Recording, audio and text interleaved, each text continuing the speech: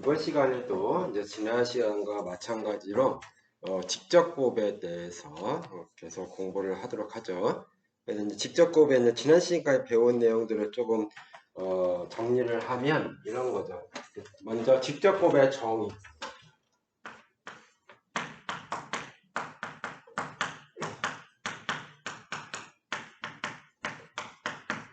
직접곱의 정의에 대해서 먼저 보면 어떤 G1에다가 스타1이라는 거 있고 G2에는 스타2라는 연산이 주어져 있고 GN에는 스타-n이라고 하는 이러한 이항연산이 주어져 있는 이러한 n개의 군이 있다고 하죠. 그러면 이 G1, G2, GN의 카테시안곱 i는 1부터 n까지 요 gi들의 G1, G2, GN의 카테시안 곱에 우리가 새로운 연산을 줄 수가 있어요. 얘는 이 카테시안 곱 G1, G2, GN의 카테시안 곱 G1, G2, GN의 카테시안 곱을 우리는 간단하게 이렇게 쓰죠. 그래서 얘는 무슨 뜻이었냐면 G1, G2, GN 얘네들을 이제 카테시안 곱해요. 그래서 얘네들의 원소의 모양은 어떤 애들이냐면 얘네들 원소 각각의 원소들의 n 순서쌍으로 쓰여지죠. 즉 A1, A2, AN 이러한 n 순서쌍 A1은 G1의 원소 A2는 G2의 원소 그래서 AN은 GN의 원소들의 그러한 n 순서쌍으로 쓰여진 애를 카테시안 곱이라고 하죠. 이 카테시안 곱은 이항연산 아래와 같이 정의된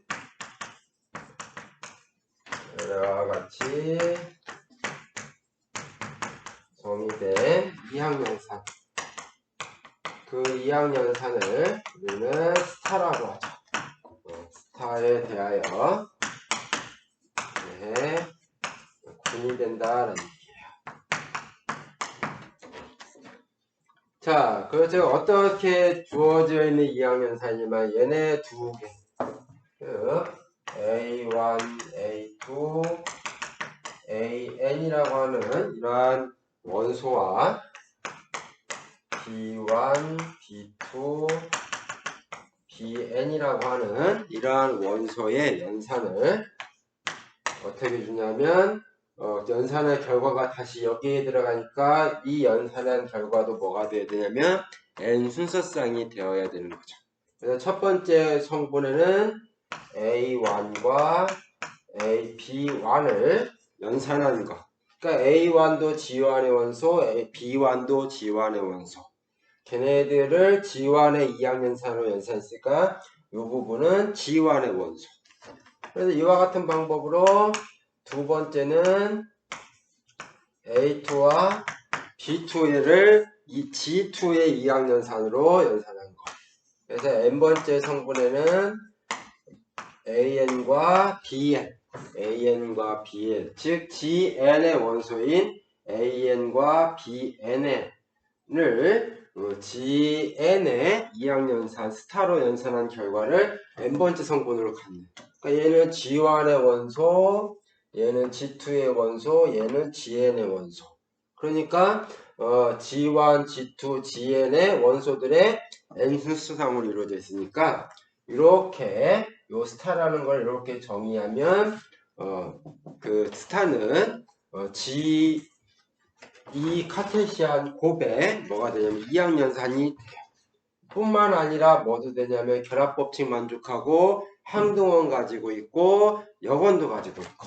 결합법칙은 보통 잘 안 보이죠? 결합법칙은 잘 안 보여요.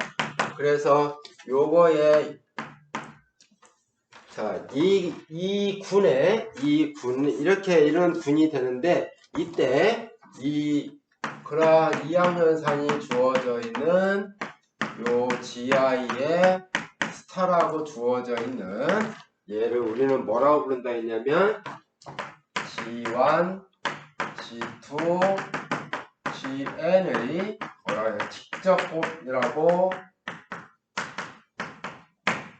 직접곱이라고 부른다라고 했어요. 얘는 이제 군이 되는데 G1, G2, GN의 직접곱이라고 불러요.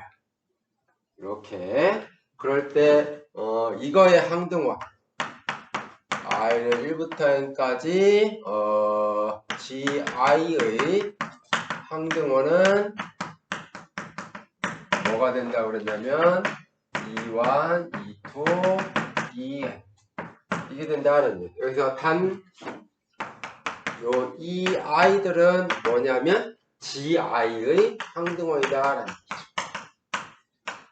그래서 E1은 G1의 항등원, E2는 G2의 항등원, EN은 GN의 항등원이에요. 모든 I.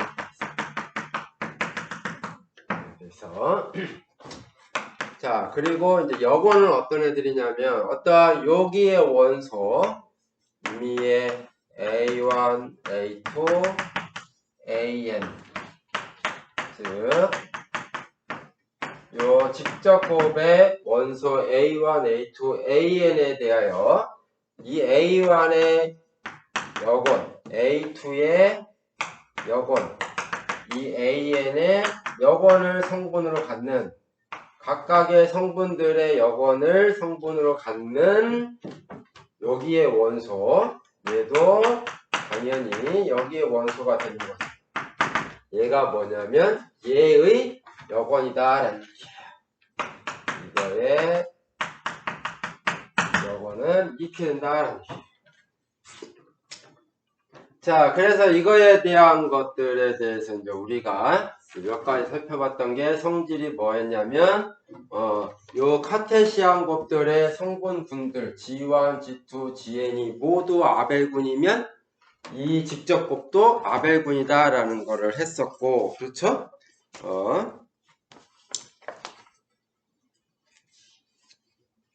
아벨군이라는 거 했었고, 순환군과 순환군의 직접곱은 순환군이 될 수도 있고 안 될 수도 있고, 순환군이 되는 경우에는 어떤 거였냐면 이런 거였죠.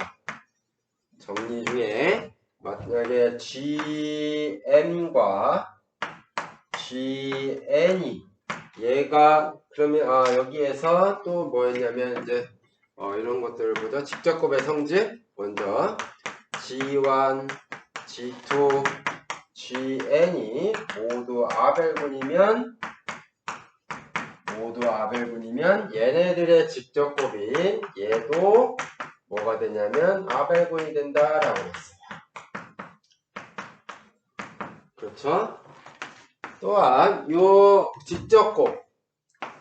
직접곱의 위수 G1, G2, GN의 직접곱의 위수는 결국은 뭐랑 같냐면 각각의 위수의 곱과 같다라고 그랬어.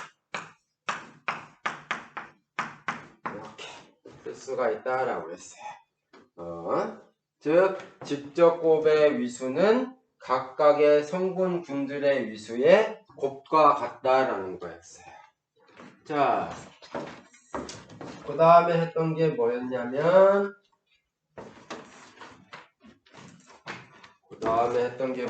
순환군의 직접곱이 순환군이 되는 필요충분 조건이라고 했죠.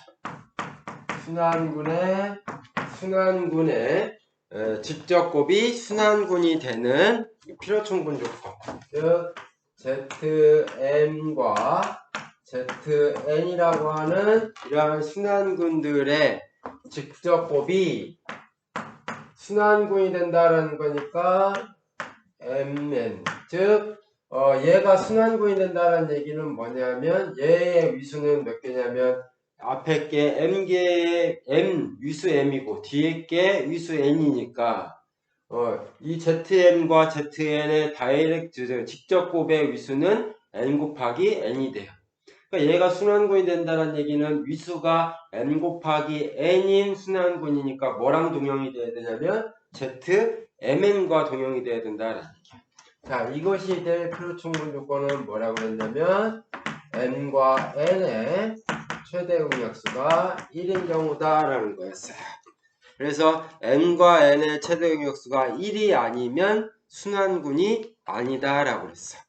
n과 n이 1이 아니면 순환군이 아니다라고 그랬어요. 자, 그래서 뭐 또 할 수 있냐면 우리가 Z2와 Z2를 카테시아 직접 곱을 하면 얘는 뭐냐면 이 2는 서로소가 아니니까 최대 응역수가 1이 아니니까 얘는 순환군이 아니야. 순환군이 아니면서 위수가 4예요.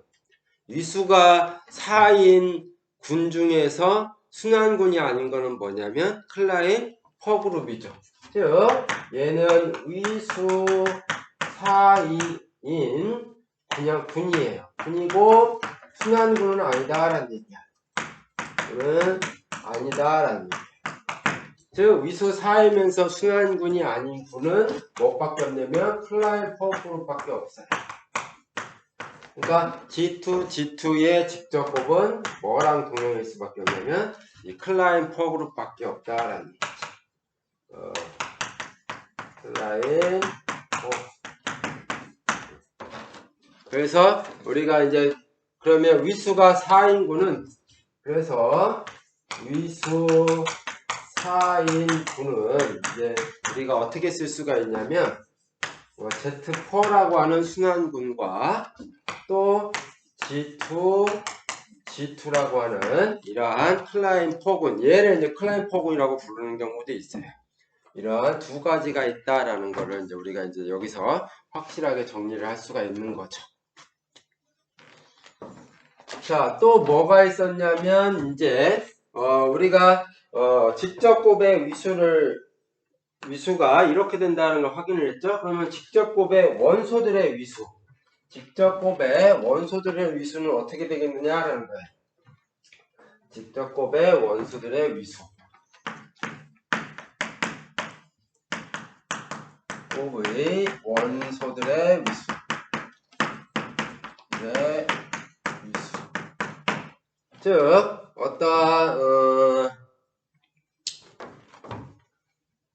이미 I1, 2, n에 대해서 AI의 위수가 RI라고 하죠. 즉 AI는 GI의 원소인데 이 GI 안에서 AI가 RI인 위수를 갖는 GI의 군이라고 하자는 얘기예요.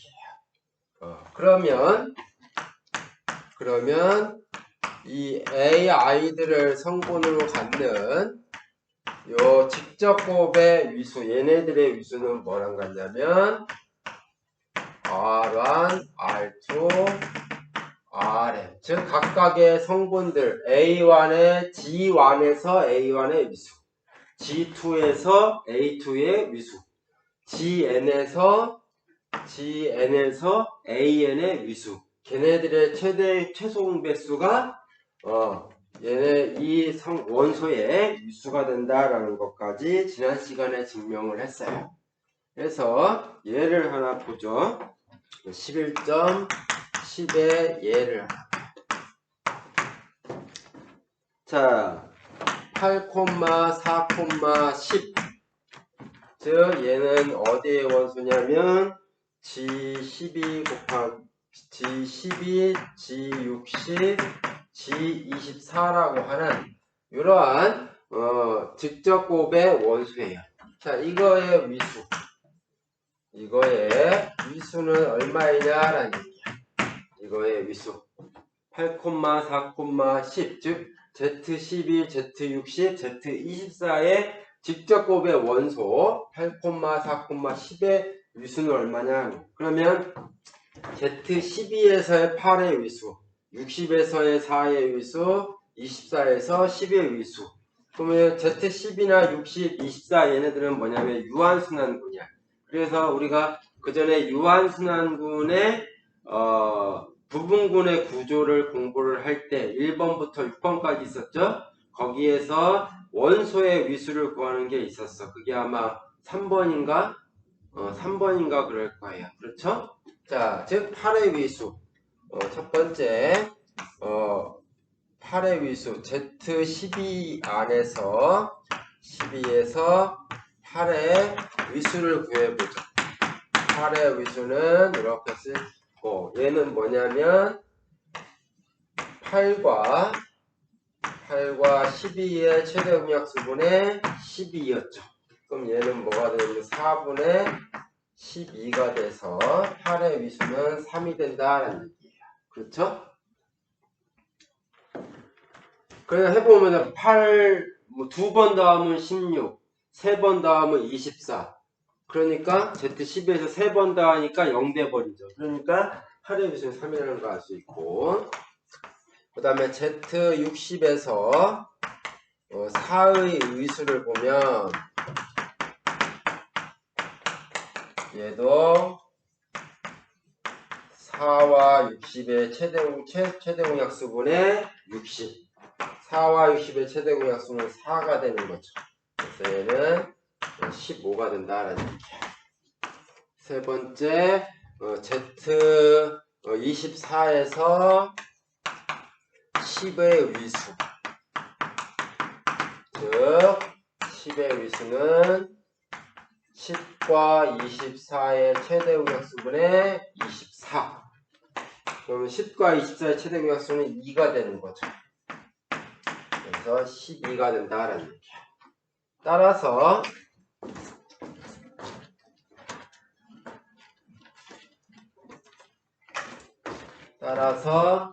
Z12, Z60, Z24에서 저 8,4,10 맞나? 8,4,10의 위수는 자 8의 위수 3, 4의 위수 15, 그 다음 24의 위수 12의 최소 공배수이다라는 얘기예요. 그렇죠? 그럼 최소 공배수이 뭐가 돼?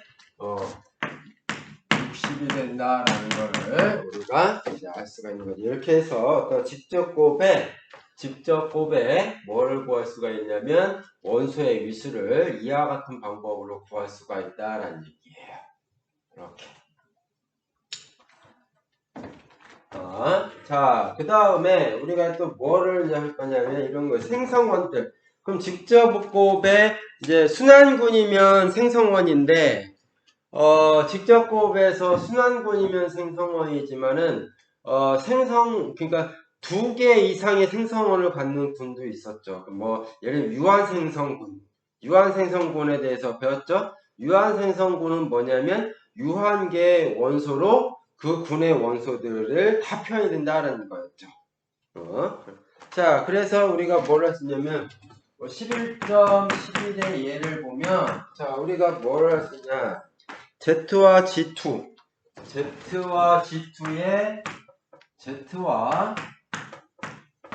G2의 이러한 뭐냐면 직접곱. 자, 얘는 1,0과 0,1의 두 원소에 의해서 생성이 되는 유한생성분이에요.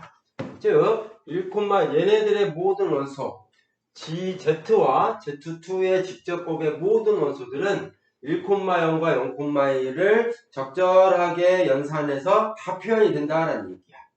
즉 얘는 유한이지만은 Z는 무한이기 때문에 Z와 Z2의 원소에게 쓰는 무한계예요. 이러한 무한계의 원소들을 이러한 1,0과 0,1이라는 두 개의 원소에 의해서 다 표현이 된다는 얘기예요. 그래서 얘는 유한생성군이야. 근데 Z와 Z2가 다 뭐냐면 아벨군이죠. 그러니까 그거의 직접곱도 아벨군이야. 그러니까 얘는 뭐가 되냐면 유한계로 생성이 되면서 유한계의 원소로 생성이 되는데 뭐까지 되냐면 연산이 가환, 즉 교환법칙까지 생각한다. 얘를 유한생성 가환군이다 라고 얘기를 해요. 그러면 이거 뭐냐, 여기에 원소들 만약에 m, n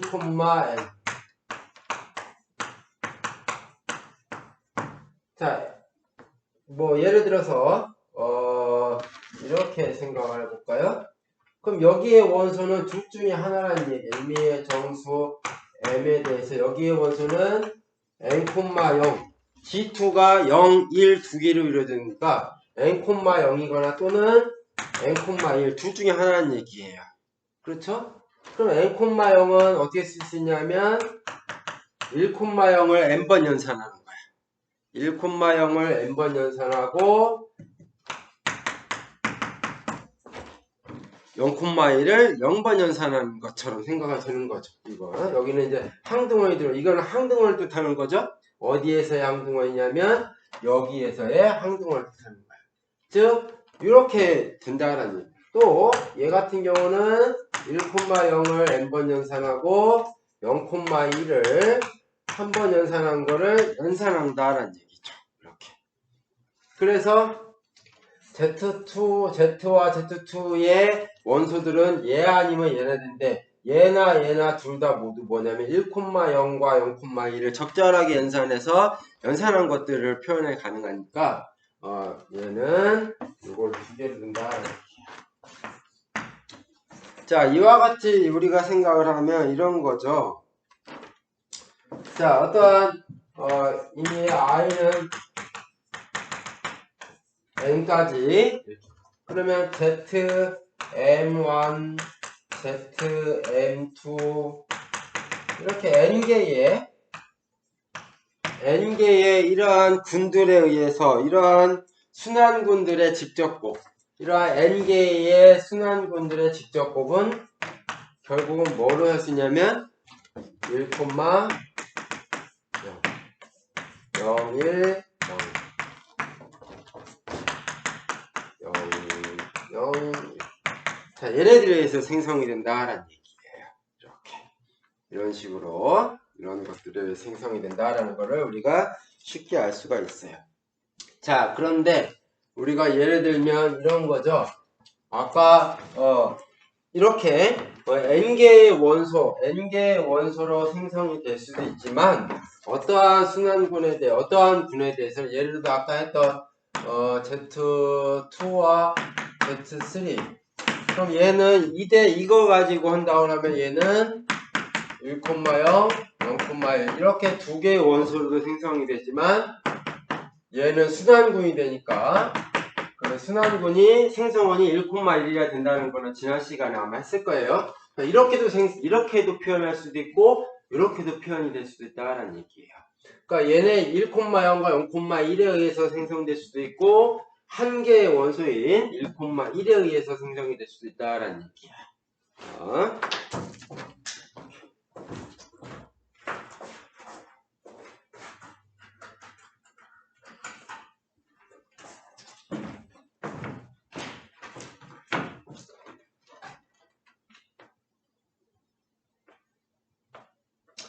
자, 그래서 우리는 이제 뭐를 보려고 하냐면 이제 요거에 대해서 관심을 가지려고 그래요. 유한생성 가항군. 직접곱에 대해서는 다 했어. 그러면 이러한 유한생성 가항군에 대해서 이제 우리가 공부를 하려고 그래요.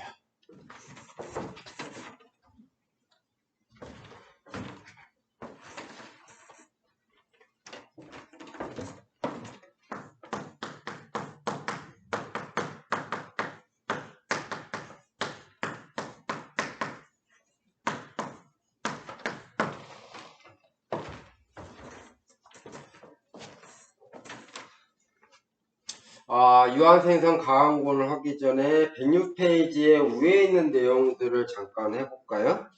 위에 있는 내용들을 이거는 다음 시간에 하죠. 자, 어떠한 G1, G2, 요 GN의 직접곱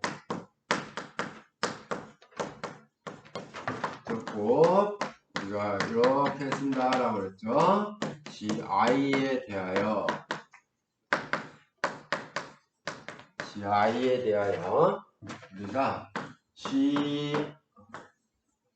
GI 바라는 거를 우리가 어떻게 쓰냐면 이런 애들을 모아놓은 집합이에요.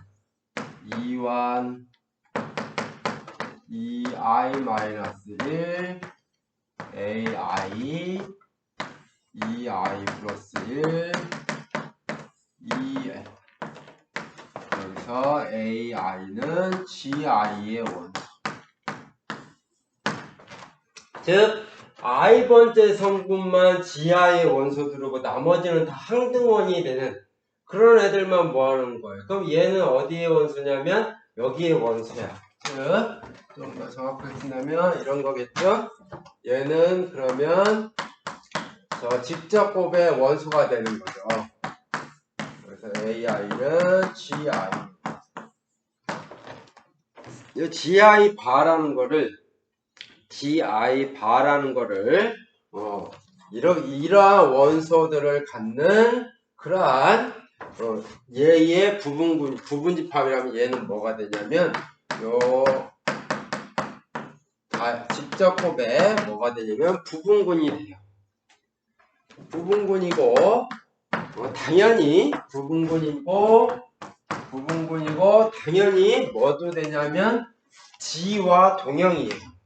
얘는 GI 바는 당연히 GI와 동형이다 라는 얘기예요. 뭐 이거 수식으로 가지고 증명을 해도 되고 딱 봐도 얘는 뭐가 될 것 같냐면 이거의 부분군이 될 것 같고 당연하게 GI 바라는 부분군과 GI는 동형이 될 거다라는 얘기예요.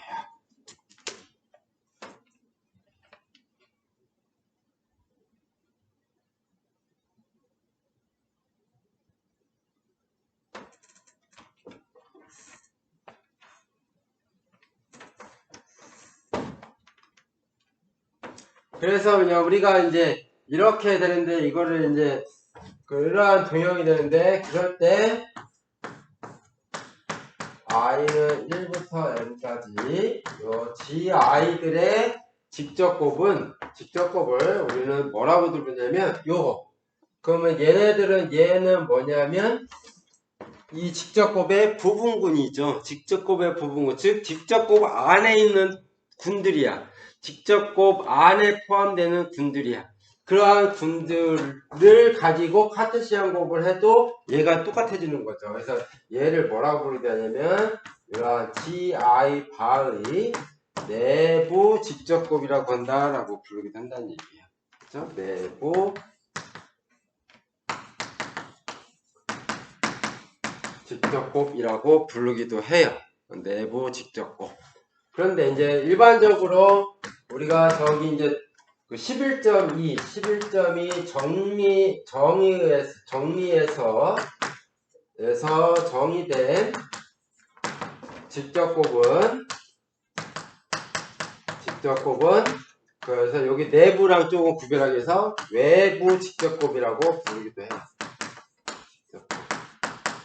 이라고 부르기도 하는데 그냥 내부 외부 별로 구분이 없어. 왜냐하면 뭐 GI들의 외부 직접곱이라고 부르는 그러니까 이게 이거예요. 즉 여기에서 11.2 안에서는 여기에서는 i는 1부터 n까지 GI의 이 직접곱은 뭐는 GI의 외부 직접곱 뭐 이렇게 하는데 굳이 내부 외부 할 필요가 없어요. GI 바나 GI는 어차피 집합하고 원소의 모양으로서는 다른 것들을 갖고 있지만 어차피 대수적으로 같은 거기니까 좀 구별하자면 GI 바의 내부 직접곱이라고 하고 GI의 외부 직접곱이라고 하는데 얘네들은 두 개 똑같은 거나 다름없어요. 그냥 직접곱이라고